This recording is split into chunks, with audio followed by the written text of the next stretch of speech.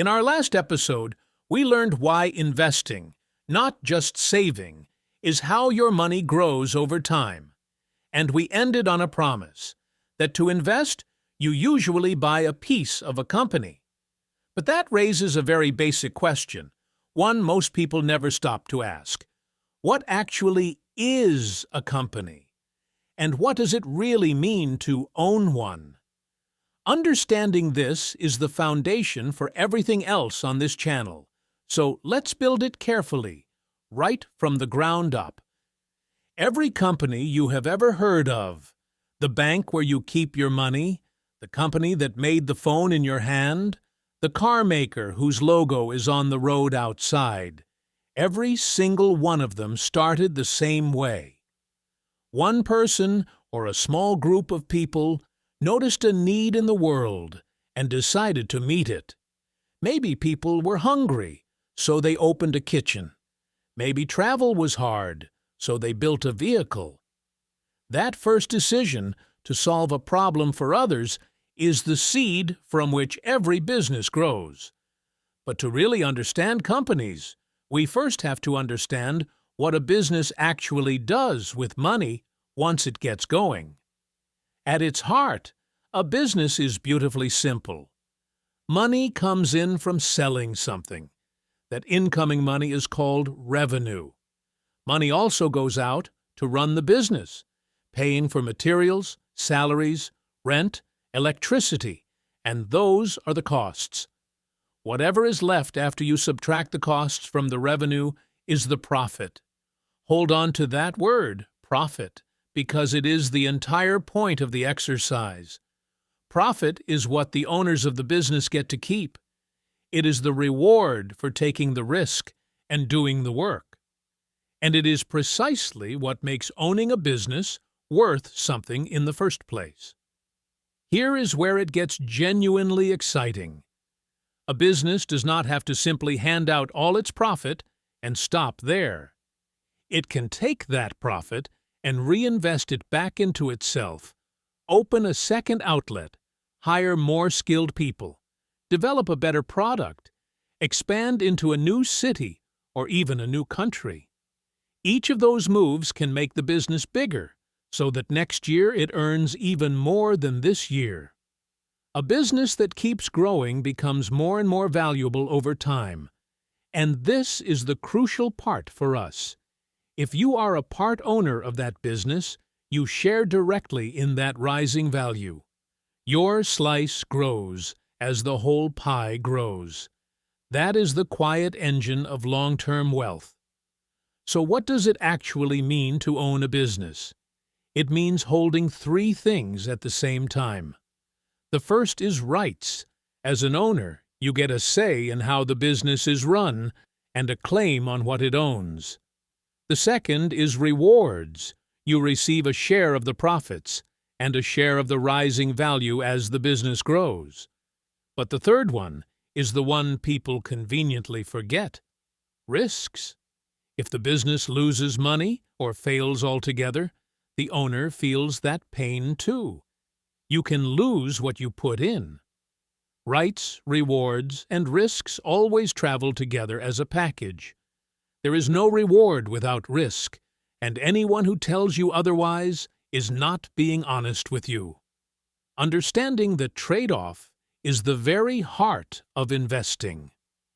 Here is a distinction that, once you see it, changes how you look at the entire world around you. Most people only ever use businesses. You buy the coffee, you ride the train, you scroll the app, and every single time, money flows from you to the business. You are the customer. The owner sits on the completely opposite side of that exchange. The owner holds a piece of the business, so when the business does well, the owner does well. The money flows toward them. Investing, at its core, is simply the act of deciding to move from the using side of that line to the owning side. That is the whole game. And now we arrive at the idea that unlocks absolutely everything we will ever talk about on this channel. You do not need to own a whole business to be an owner of it. Ownership can be sliced up into pieces, sometimes millions of pieces, and you can own just one small slice. Own a tiny piece of a giant company, and you are still entitled to your tiny share of its profits and its growth. You get the rewards of ownership scaled down to whatever you can afford. That slice of ownership has a name, one you have certainly heard before: a share. We will explore shares in depth very soon.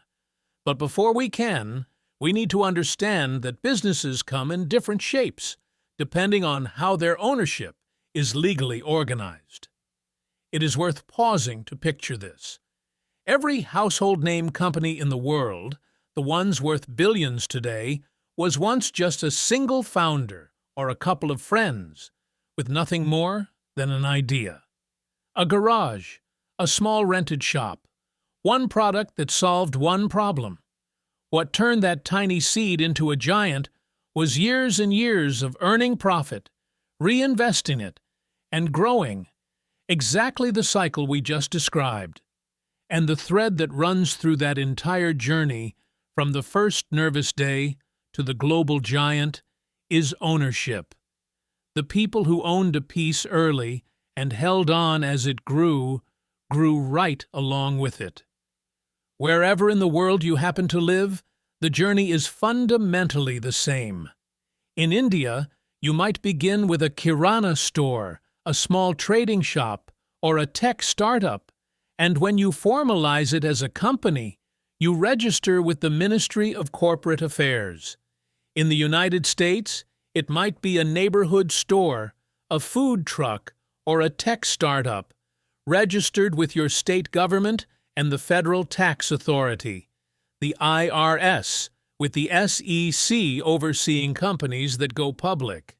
But the path itself, from a single kirana to a giant like Reliance or TCS, or from a single diner to an Apple or an Amazon, is the very same story everywhere on Earth.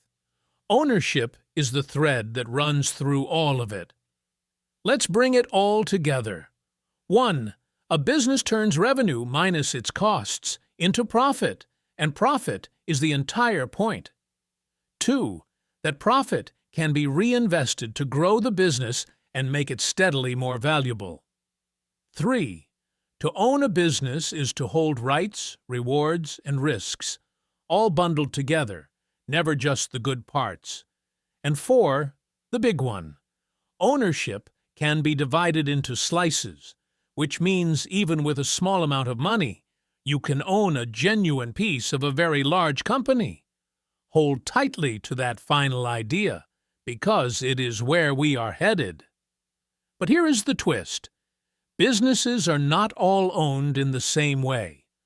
A one-person shop, two friends in partnership, a giant corporation with millions of owners, each one is structured completely differently, and those differences matter enormously to us as investors.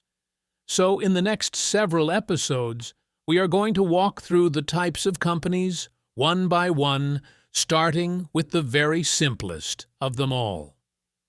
This is the market's story, from the basics all the way to advanced, one story at a time. If this made the idea of owning a business genuinely click for you, please hit that subscribe button. It is completely free, and it is the single biggest way you can help this channel grow and reach more people just starting out. Give the video a like so others can find it, and tap the bell so the next episode comes straight to you. See you in the next one.